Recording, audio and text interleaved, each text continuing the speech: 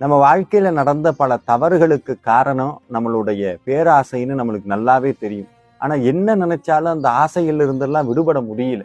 ஏன் இப்படின்னு நம்ம யோசிச்சோம் அப்படின்னா, அது நம்மளை மீறி எங்கேயோ இருந்து நம்மளை செயல்படுத்திக்கிட்டு இருக்கு.